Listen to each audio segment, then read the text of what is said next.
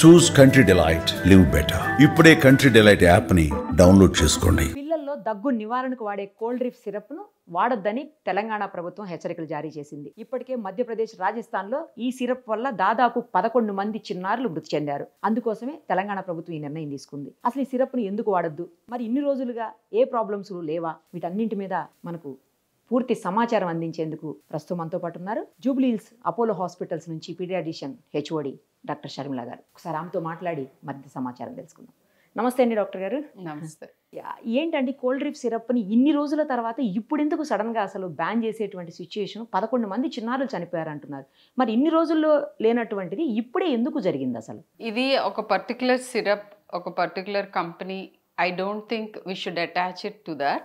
జనరల్గా ఇక్కడ జరిగిన విషయం అంటే యాజ్ ద ఫోరెన్సిక్ రిపోర్ట్స్ అవి రావటం and what ever information we have right now, ఇవన్నీ ప్రిలిమినరీ రిపోర్ట్స్, ఫైనల్ రిపోర్ట్స్ ఇంకా రావాల్సి ఉంది. సో వాటి ప్రకారంగా మనకి తెలిసిన వాటి గురించి if I have to tell you, ఇది ఫస్ట్ టైం జరగటం కాదు. That is the biggest thing. Okay. So ఎప్పుడు జరిగింది ఇంతకు ముందు అని అంటే ఇండియాలో ఇలా న్యూస్ లోకి రావటం ఇది first time. But same thing 5 ఏళ్ల క్రితం ఇఫ్ ఐఎమ్ నాట్ మిస్టేకెన్ గాంబియాలో, ఆఫ్రికన్ కంట్రీస్ లో మన దగ్గర నుంచి ఎక్స్పోర్ట్ అయ్యి వెళ్ళిన కాఫ్ సిరప్స్ మూలాన పిల్లలు మృతి చెంది వాటిని బ్యాన్ చేసి it was all over the media. Then probably మర్చిపోయి ఉంటారు చాలా మంది, బట్ నేను మెడికల్ పర్సన్ కాబట్టి నా మైండ్లో అది it burned, it's there still fresh. So cough syrups, ఈ పర్టికులర్ కాఫ్ సిరప్లోనే ఇలా జరిగే అవకాశం ఉందా, ఇంకో సిరప్లో అవకాశం లేదా, అసలు what is it, why is this happening? ఇది నా పేషెంట్స్ ఆల్రెడీ నాకు చాలా టకటక 100 మెసేజెస్ వచ్చేసినాయి and I talked already. So ఇప్పుడు ఇంకా వీఆర్ మోర్ క్లియర్. ఏంటి అని అంటే కాఫ్ సిరప్స్ అన్నిటిలోనూ మనం ఈ కాఫ్ తగ్గించేది లేదా కాఫ్ని ఈజ్ అవుట్ చేసే మాలిక్యూల్స్ ఉంటాయి. అవి ఫార్మకలాజికల్ యాక్టివిటీ ఉన్న కొన్ని మాలిక్యూల్స్. ఓకే. ఇవి కాకుండా వీటిని పట్టుకుని ఉంచడానికి, వీటిని ద్రవ పదార్థంలో ఉంచడానికి we need some solvents. Okay. Preservatives ఉంటాయి, సాల్వెంట్స్ ఉంటాయి, ఇవన్నీ ఉంటాయి. సో వాటిల్లో వాడే నార్మల్ గా అప్రూవ్డ్ ఫర్ యూజ్ ఉన్నది ప్రొపిలీన్ గ్లైకాల్ అని ఒక సాల్వెంట్ ఉంటుంది. ఓకే. అది ఫార్మసీ ఇండస్ట్రీలో యూజ్ చేస్తారు, చేయటానికి పర్మిషన్స్ ఉంటాయి, ఏ మోతాదులో ఇవ్వాలి, ఇవన్నీ ఉంటాయి ఆల్రెడీ. అయితే ఇక్కడ వచ్చిన కీలకమైన పాయింట్ ఏంటంటే ప్రొపిలీన్ గ్లైకాల్ ప్లేస్ లో తక్కువ కాస్ట్ ఉంటుందని కొంతమంది డైఇథిలిన్ గ్లైకాల్ యూజ్ చేస్తారు. డైఇథిలిన్ గ్లైకాల్ కూడా ఏమి వేరే గ్రహం నుంచి రాలేదు. It is known solvent. చాలా విరివిగా చాలా ఇండస్ట్రీస్ లో వాడతారు. కానీ ఫార్మసీ ఇండస్ట్రీలో కూడా ఇది మోతాదు మించి ఉంటే, that is very very important. What I'm saying, each word has lot of gravity. So దానికి అప్రూవ్డ్ థింగ్ ఉంటుంది అండ్ సమ్ టైమ్స్ యాక్చువల్గా కాఫ్ సిరప్స్లో అప్రూవ్డ్ కాదు అది డైఇథిలిన్ గ్లైకాల్, కానీ ప్రొపిలీన్ గ్లైకాల్ సిస్టర్ అనమాట అది. సో సిస్టర్ కింద దీన్ని కొంతమంది మోతాదుకు మించి వాడినప్పుడు, అది వాళ్ళు కావాలని I don't think anyone does it, but by మిస్టేకో లేకపోతే I do not know the background why it is at that concentration. So ఇప్పుడు కనుక్కున్నది ఏంటంటే 0.5% లోపు ఉంటే ఏం ప్రాబ్లమ్స్ కాజ్ చేయదు అది. 1 సిరప్ వాట్ ఎవర్ ఆ బాటిల్లో వాళ్ళు అనలైజ్ చేసిన దాంట్లో, again I'm giving a disclaimer, I do not know if this is the final report. They said it is about 48%. So approved దానికంటే 10 times మోర్ ఉంది.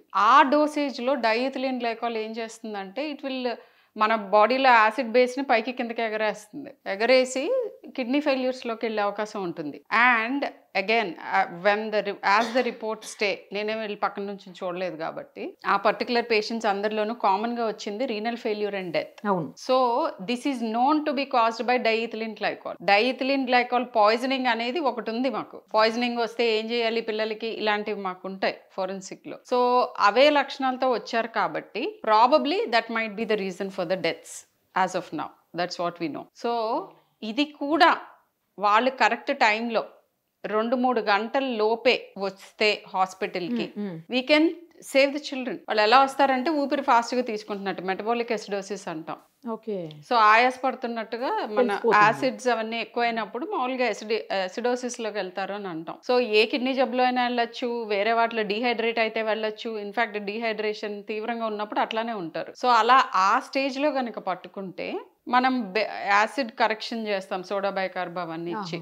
అలా కరెక్ట్ చేయగానే మన కిడ్నీస్ని కాపాడగలుగుతాం. పోనీ కాస్త కిడ్నీ హిట్ అయిన తర్వాత వచ్చినా కానీ డయాలసిస్ అవన్నీ చేసి కూడా కిడ్నీస్ని సేవ్ చేయొచ్చు. ఇంకా తీవ్రం అయ్యి కంప్లీట్గా కొలాప్స్ అయిపోయిన తర్వాత వస్తే we can't save the kids. ఇప్పుడు అదే జరిగిందండి ఈ కేసులో, అంతే కదా? So most likely renal failure, complete ఫెయిల్యూర్లోకి వెళ్ళిపోయి డయాలసిస్ లేని, ప్రాబబ్లీ ఆపర్చునిటీ లేని సెంటర్కి వెళ్ళి ఉండొచ్చు. ఐడెంటిఫికేషన్ లో కూడా టైం పడుతుంది. ఫస్ట్ అసలు పిల్లలు ఈ ప్రాబ్లం ఏంటంటే ఇప్పుడు ఈ కాఫ్ సిరప్స్ అన్ని ఎలాంటి పిల్లలకి ఓవర్ ద కౌంటర్ వేస్తున్నారంటే కొంచెం జ్వరం, దగ్గు, జలుబు ఉన్నాళ్ళకే వేస్తారు కదా కాఫ్ సిరప్స్. వాళ్ళు ఆల్రెడీ కొద్దిగా ఆయాసపడుతున్నట్టుగానే ఉంటారు, కొంచెం తీవ్రమైనప్పుడు దగ్గు మూలాన్లే అనుకుంటారు తెలియనాళ్ళు. అండ్ గమనించుకోపోవచ్చు, రోజంతా పిల్లల్ని చూస్తే కూర్చోట్లేదు ఈ రోజులో తల్లిదండ్రులు. సో లేట్గా వెళ్తారు.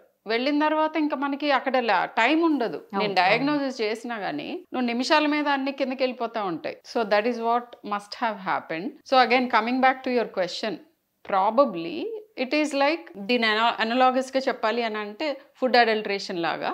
The syrup was adulterated kind of thing. It is not because దాంట్లో ఉన్న ఫార్మకలాజికల్ మాలిక్యూల్లో తప్పేం లేదు. ఆ సిరప్ లో ఏవైతే ఉండాలో ఇంగ్రీడియంట్స్ అవే ఉన్నాయి, కానీ దాని సాల్వెంటో లేకపోతే దాని ఇంకొక భాగం అంటే దాన్ని ఫ్లూయిడ్గా చేసేది వాట్ ఎవర్, ఆ కెమికల్ ప్రాబబ్లీ మోతాదుకు మించి ఉండి ఉండవచ్చు is what we know as of now. ఇప్పుడు ఈ డ్రగ్ కనుక ఒకవేళ పెద్దవాళ్ళు తీసుకుంటే అడల్ట్లో అయితే ప్రాబ్లం అవ్వదు కదా. ఎందుకంటే చాలా మంచి క్వశ్చన్ అడిగారు.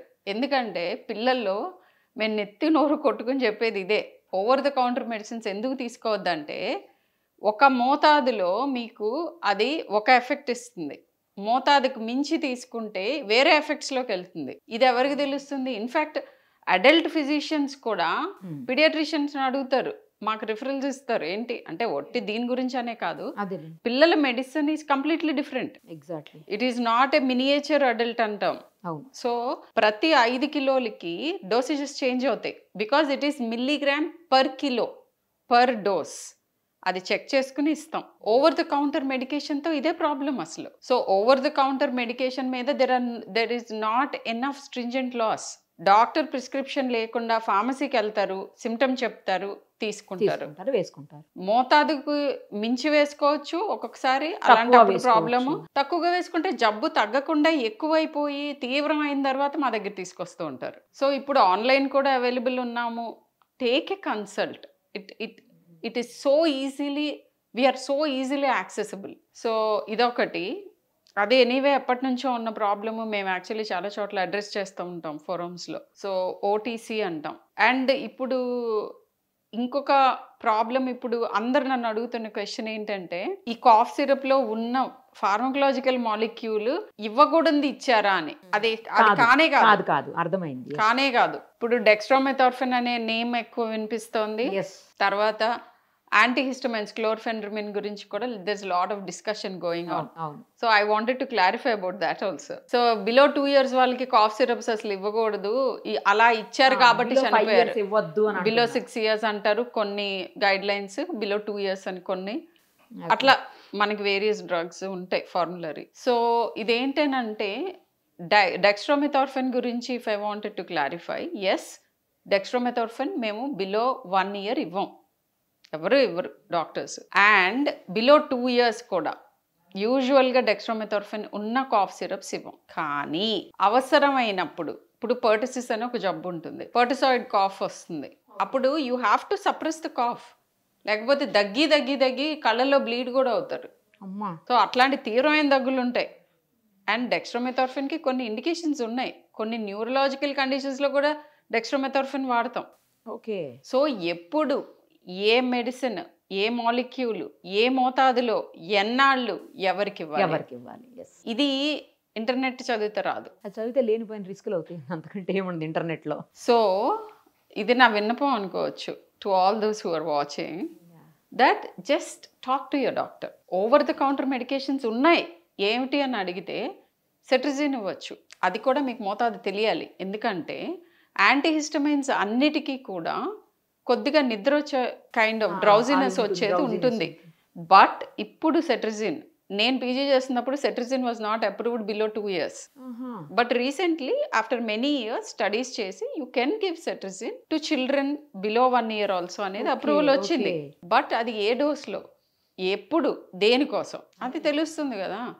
సో అలా ఓవర్ ద కౌంటర్ అంటే మీకు ఓకే మీరు పరిగెత్తుకుంటూ వచ్చేసేయండి, ప్రతి దానికి మా దగ్గర రండి, మేమేమో డబ్బులు ఛార్జ్ చేస్తాము అని డాక్టర్స్ అదొక ఉంది కదండి. డాక్టర్ దగ్గరికి వెళ్తే 500 ఫీజు బాధేస్తారు, ప్రిస్క్రిప్షన్ రాసేస్తారు, తగ్గినా తగ్గకుండా మళ్ళీ వెళ్తే మళ్ళీ ఇంకో 500 బాధతారని ఇది ఉన్నాయి కదా కొన్ని. అవును, మరి చారిటీ ఓవర్ ది కౌంటర్ వెళ్తే 100 రూపాయలతో అయిపోతుంది, 50 రూపాయలతో అయిపోతుంది అని ఒక ఫీలింగ్.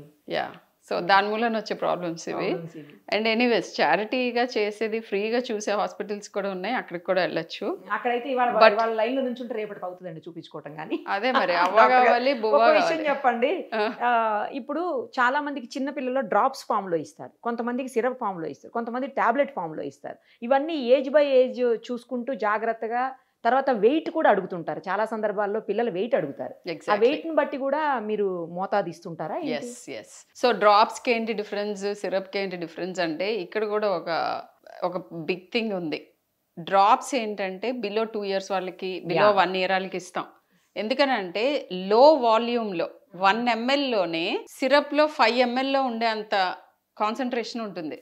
ఓకే, చిన్న పిల్లల్లో మనం ఇంత మెడిసిన్ వేస్తే వాళ్ళు కక్కుతారు, ఈ లోపే వాళ్ళు అది వేయటమే కష్టం. అవును. సో ఒక 6 చుక్కల్లోనే మనకు అవసరమైన డోస్ ఇవ్వగలం. Okay, but the sword has, I mean it's like a sword. So 6 చుక్కల్లోనే అంత డోస్ ఉందంటే నీకు తెలియక 9 చుక్కలు వేసావు అనుకో ఓవర్ డోస్ కదా. సో దాని అడ్వాంటేజ్ ఉంది, డిసడ్వాంటేజ్ ఉంది. అడ్వాంటేజ్, సో అక్కడే కీలకమైన థింగ్ ఏంటంటే ఎంత డోస్ అనేది, ఎన్ని కిలోలకి ఎంత. నేను ఇందా చెప్పినట్టు మిల్లీగ్రామ్ పర్ కిలో అది క్యాలిక్యులేట్ చేసి ఇంత తీసుకోవచ్చు అని మేము రాసి ఇస్తాం. So that is how it works. So అట్లా అని ప్రతి దానికి ఓవర్ ద కౌంటర్ మెడికేషన్ మేమే ఇస్తాము. నేనే యాక్చువల్ నా ప్రిస్క్రిప్షన్లో మీరు నా దగ్గరికి వచ్చే ముందు మీరు ఇవి సేఫ్గా 2 days ట్రై చేయొచ్చు అని చెప్పి ఒక లిస్ట్ ఆఫ్ మెడిసిన్స్ ఇస్తాం. ఓకే, ఇవి వాడినా తగ్గకపోతే రండి అని చెప్తాం. So that is always there. కొన్నిసార్లు ఇప్పుడు దగ్గుకి యూజువల్గా ఓవర్ ద కౌంటర్ ఎంకరేజ్ చేయం బిలో 5 years. రీజన్ ఏంటో చెప్తా వినండి. దగ్గు రావటానికి కారణం మన గొంతు నుంచి కింద ఆల్వియోలస్, లంగ్ చుట్టూతో ఉన్న పొర, ప్లూరల్ మెంబ్రెయిన్ వరకు, అండ్ కొన్నిసార్లు బ్రెయిన్ నుంచి కూడా ఒక 400 రీజన్స్ ఉంటాయి. సో అన్నిటికీ ఒకటే మందు పడదు. ఒక్కొక్కసారి అది థ్రోట్లో ఇరిటేషన్ మూలన వస్తుంది, ఒక్కొక్కసారి కఫం థిక్గా ఉండటం మూలన వస్తుంది, ఒక్కొక్కసారి ఏదైనా ఫారెన్ బాడీ లోపలి దూరి ఉంటే వస్తుంది, ఒక్కొక్కసారి ఇన్ఫెక్షన్ మూలన వస్తుంది, ఒక్కొక్కసారి శ్వాసకోశం అంతా దగ్గరికి ఇలా కుంచిపోయినందుకు దగ్గుతాం ఓపెన్ చేయడానికి. సో ఇలా అనేక రీజన్స్ ఉంటాయి. ఫీజులు తీసుకోవటానికి కాదు, నిజంగానే ఆ కాఫ్ ఏంటి అని ఎవాల్యుయేట్ చేయడానికే రమ్మంటాం. స్టెత్ అని ఒకటి ఉంది కదా, ఈ రోజుల్లో ఎక్కువ వాడట్లేదు, కానీ ఆ స్టెత్ పెట్టి చూస్తే కొన్ని తెలిసే ఉంటాయి. ఓకే, సో ఇవన్నీ మీరు ఇంట్లో చేసుకోలేరు కాబట్టి కాఫ్ అయితే అది కూడా ఫ్రీక్వెంట్గా ఉంటే, ఇన్ఫ్యాక్ట్ నేనైతే 6 నెలల లోపాలు ఇన్నిసార్లు తగ్గితే, 2 ఏళ్ల లోపాలు ఇన్నిసార్లు తగ్గితే అని కూడా ఇస్తాను వాళ్ళకి. Clear cut algorithm. సో మీకు అన్ని ఇన్స్ట్రక్షన్స్ ఇచ్చి మీ బాధలు కూడా మేము దృష్టిలో ఉంచుకునే ఇస్తాము ఇన్స్ట్రక్షన్స్. ఇప్పుడు మనకైతే బ్యాండ్ కదండి, ఇది యూజ్ చేయడానికి లేదు తెలంగాణలో. That particular label, I think they banned a particular batch. ఆ బ్యాచ్ ని as of now, as of now అంటే దేర్ ఇన్వెస్టిగేటింగ్ కదా. రైట్ డాక్టర్ గారు, thank you so much. Suman టీవీలో మీ పర్సనల్ అండ్ బిజినెస్ ప్రమోషన్స్ కోసం కింది నెంబర్కి కాంటాక్ట్ చేయండి.